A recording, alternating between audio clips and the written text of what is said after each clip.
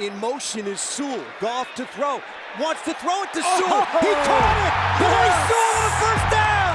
Oh, yes! The big man dives down to the 31-yard line! Oh, that is beautiful!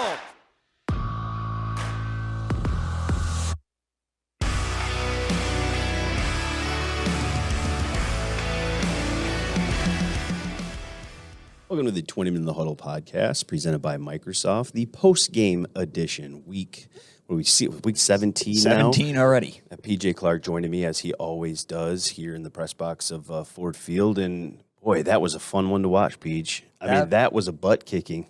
That was a complete game. That was on par with Jacksonville. Yep. You know, what they did to Jacksonville, 41-10 Lions winners over Chicago. Really complete game, all phases. And I think early in that game you were a little bit worried when Justin Fields had 105 yards rushing in the first quarter on 4 runs. It was like, oh, my gosh.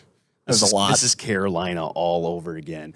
But, boy, credit to that Lions defense. I think Justin Fields had 27 rushing yards the entire rest of the game. And you just look at the possession chart.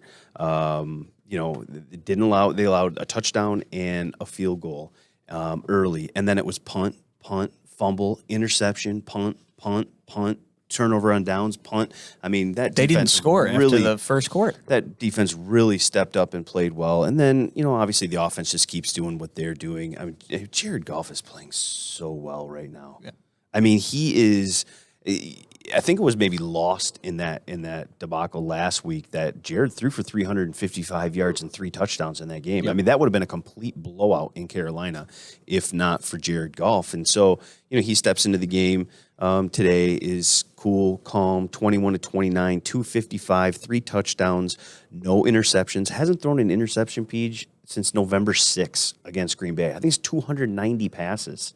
Take that. He's playing really good football right now. And look, it was such a complete drubbing that he got to watch most of the fourth quarter on the sideline. And he's just, this is what Jared had to say after the game, just about kind of the groove that he's in right now. Yeah, I think confident and comfortable is the best way to describe it. I wouldn't say it feels slower, but I think where we're at with our offense right now, I'm so comfortable and so Ben and I are so much on the same page with every time he calls a play. I know why he's calling it, what the reason is, what defense we're expecting. You're just so much ahead of, where we've been in the past. And Ben and I are really on the same page, and it allows me to play pretty freely and pretty comfortable. And he's looked like he's playing freely, and he's looked comfortable. And I think he's a big reason why this team is 8-8 and now in the position that they're in. And that's, winners of 7 of their last 9.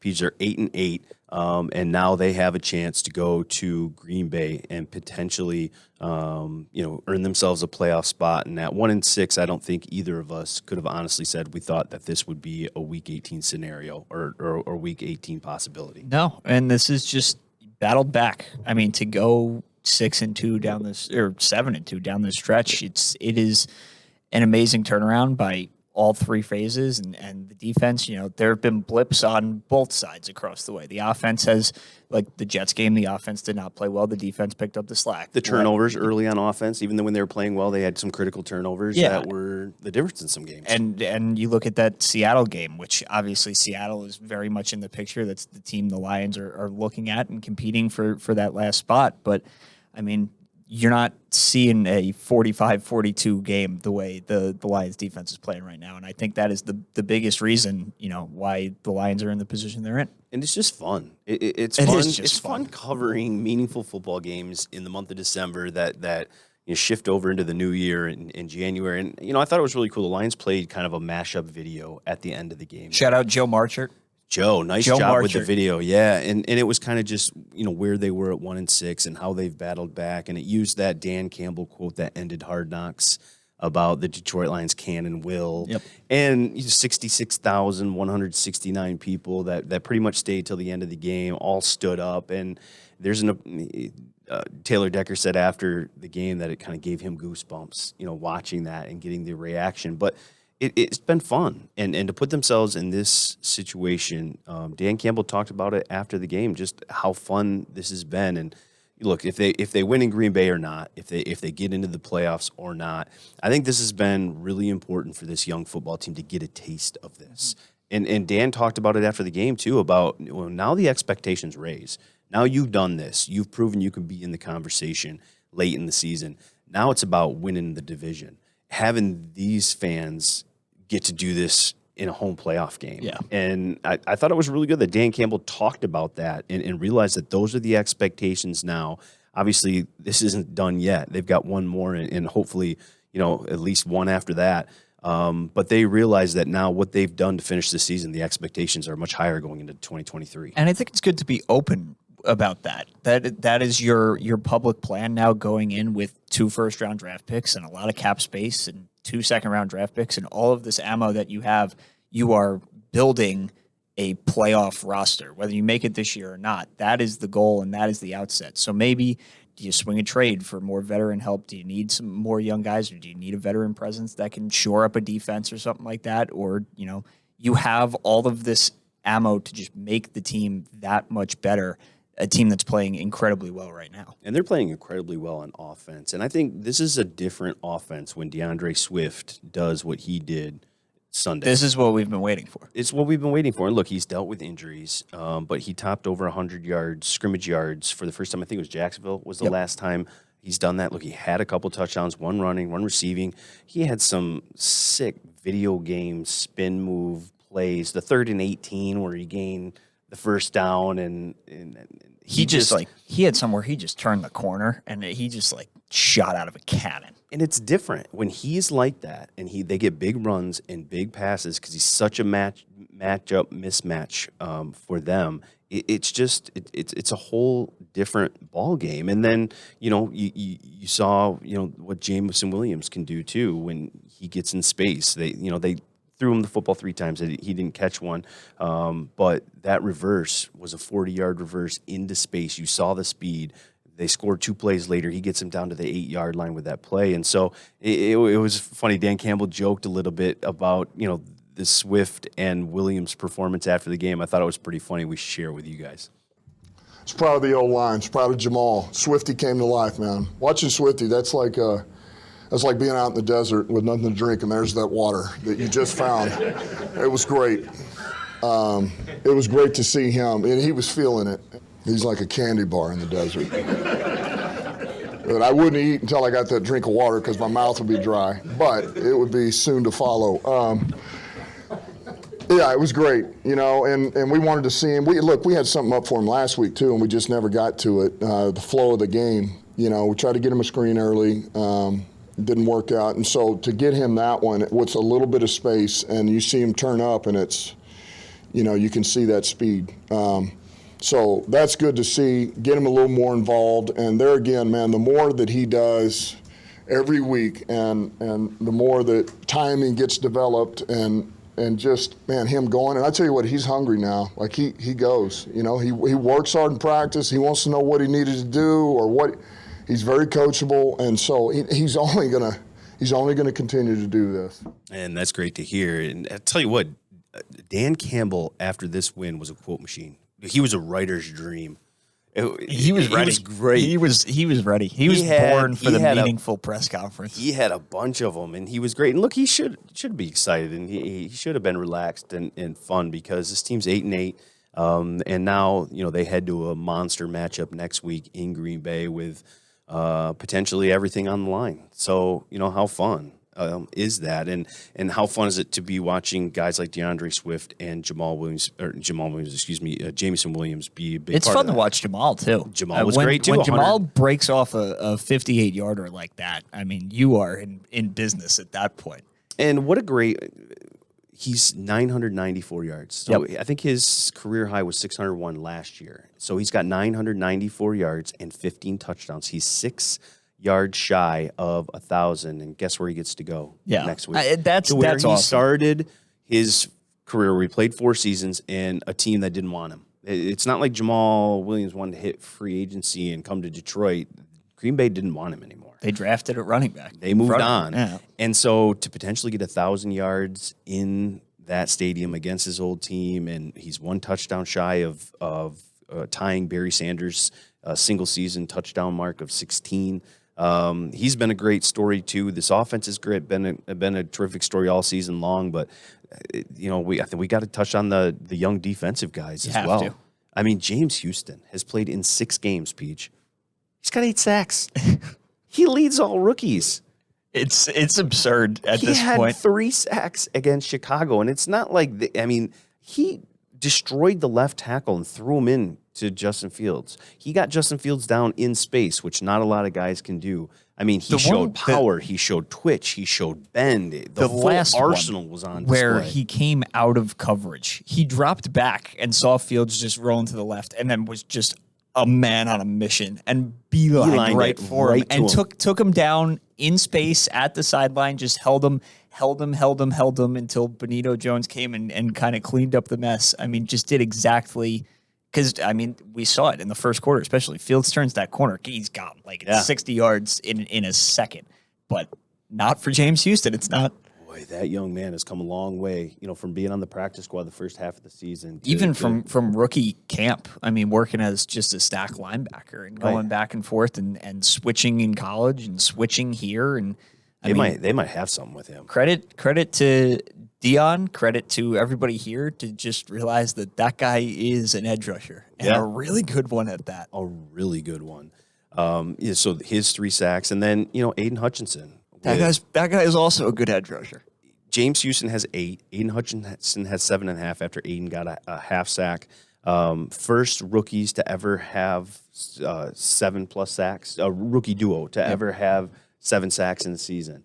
So Aidan, 7.5 sacks, got another interception, got 3 on the year, jumped on a fumble caused by Houston. I mean, no defensive line has had 7.5 sacks, 3 interceptions, and 2 fumble recoveries in a season. It's happened 1 time. No rookie's ever done it.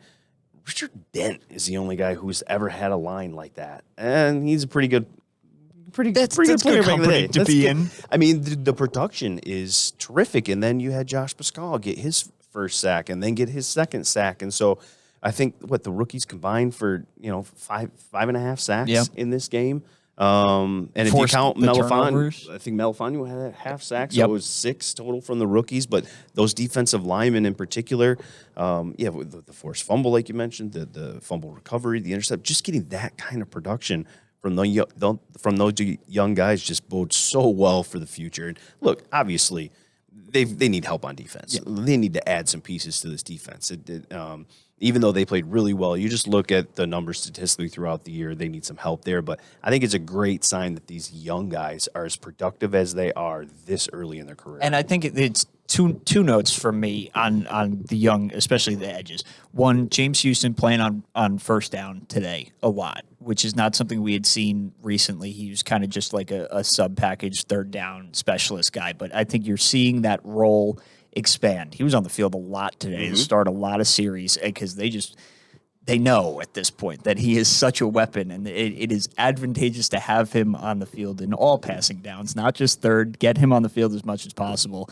And then Aidan too. It's James Houston has the sack numbers, and those are great, and Aidan is still right behind him. But if Aidan doesn't get to double-digit sacks, the heads-up plays that he makes, even the first possession of the game where he just is setting the edge and stands in front of Fields and just holds him until Kaminsky can make the sack and doesn't let him break contain and doesn't let him get to the corner.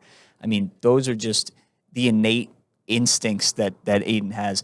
It might not pop up on the numbers, but that guy is just a football player. He's a football player, and I think you're right with James Houston. He's special. I know we had him on the podcast right before he kind of started this run. We're going to have him on again because I'd love to get his perspective now and just where his game has come, because like you mentioned, he is playing a lot, and that's just the evolution of his game, right? He's not just a pass rusher now. Like, they trust him to play on first down, play the run, do some of those things. So, look, he's come a long, long way. Anything else jump out to you in this one? I mean, I thought the secondary, they didn't throw the ball a lot, but the secondary, especially at the end there, where they were just chucking. I know Amani came up with a couple deflections. Iffy came up with a couple deflections. I mean, they, against obviously such a heavy run script, there wasn't a lot to do, but I thought the secondary kind of held their own today, and you tip your cap to everybody. Paschal, Benito Jones had a very good game. I just the defensive line figured it out. They Yeah. took the Chicago tape from last time, and it was a slow start. But once that second quarter hit, it was lockdown. Now do the same thing with Green Bay. Well, at least the running quarterback isn't as much of a problem in that one. And, I think we should mention Brock Wright, too. Definitely. In that The tight tight end ends, group. period. Yeah, 12 he got his fourth touchdown. He had 2 in this game. That's now 12 touchdowns for the tight end group. That's a Lions single-season record. And so all this talk about, what are they going to do when they trade T.J. Hutchinson, I think, they realized they wanted to expand their passing game to more of the receivers, but that, when they do include these tight ends, guys like Shane Zylstra and Brock Wright are more than capable. And we've seen that with Zylstra having 3 touchdowns last week, with Brock 2 here. They've got 12 combined as a room, with Hutchinson only counting for 3 of those. So James Mitchell is I mean, his one catch had a a big week. play. He gets in space and he can make a couple guys miss. I mean, that's just another asset that you have at this point. So I think they deserve some shout out. And, one other thing, too, I thought was really interesting. I've never seen it before in all the years I've covered the NFL, the introductions. And if you've ever been to a game at Ford Field, you know that, they rotate. They'll do all the offensive starters one week, and then the next home game they'll do defense. What was a little bit different on Sunday, it was they introduced the defensive line, and then they introduced the offensive line. And Dan Campbell was asked about this after the game. And he said that was something I wanted to do. We knew that our strength is our offense and defensive line, and he wanted to recognize those guys. But, Peach, we also have one more clip we got to play of Dan talking about the young guys, Hutchinson, Houston, Paschal, just how important their presence was not only Sunday, but how important it's going to be moving forward as well. Yeah, they stepped up for us and did a great job, all those guys. And we talked about it. That was the key to this game defensively, was keeping him in. And we got hurt early. And that was self-induced. And it happened to us a couple of times, and we let him out of there, and those players know who they are, and they immediately came off, and we got it straight. And that's a credit to them, but our athleticism in some areas showed up when it needed to. And, credit to those young guys. And they're going to need to play well next week, because this is a Green Bay team that can obviously run the football. They can throw it. They're very diverse. They're not as explosive, I think, as they've been in years past without Devontae Adams. But They're rolling right now, though. They're rolling right now. Played really well against Minnesota, and it sets up a huge one. And look, how fun. We talked about it again, but it's Week 18. It's going to Lambeau Field. The history of that place, with potentially a chance to win and get into the playoffs and do it against Aaron Rodgers and the Packers, a team that's really dominated this division for so many years, and to spoil their season. It's special and it's fun and it's good to be a part of. You just hit the key for me. I know Minnesota has won the division and they've had a great year, but you gotta. I mean, this is the way to do it, right? You got to go through Green Bay. You just have to. You just have to. With Aaron Rodgers and Green Bay at Lambeau, you just have to. There is no other way to do this. There is no other storybook ending. No, and that's to me, hey, we've arrived. Yep. If you can go on the road, beat Aaron Rodgers in Lambeau to get to 9-8 and potentially get into the playoffs, to me, now we're talking about next year. Let's win the division. Yep. That should be the goal, because you've now pretty much accomplished, what you needed to accomplish the last 2 months of the season. And I think you can go into next year with that expectation with a loss anyway, because you're going to add so much, and you should expect, to compete for the division regardless. But the momentum that getting that win, whether you make the playoffs or not, that's not in your control at this point. But if you win, you did your part, you did enough, and that's all you can ask for, literally. I mean, it's all that you can control going into this last week of the season. So, huge week in Allen Park this week as the Lions get ready for, we don't know quite yet if it's Saturday or Sunday. If it's at night, we'll see where they if that thing gets flexed. But we know at some point this weekend. Let's get this ugly. At some point in the weekend, they're going to be in Green Bay with a chance to potentially make the playoffs. And so we'll have a big podcast on Thursday, as we always due previewing that one, and it should be a really fun week in Allen Park as the Lions are playing meaningful football in December, and it's come down to Week 18. I got one more. Amon-Ra, 100 and 1,000. Book it. Happened. Congratulations. Yes, very good. Very good point. Not the biggest Amon-Ra game, but I feel we can't leave that one out today. No, he's become top 5. Yeah, I mean that's just in the NFL. There's nothing else to say on that. Young talent. We talked about it. There's a ton of young talent, and hopefully that young talent can be a catalyst for a big win in Green Bay next week.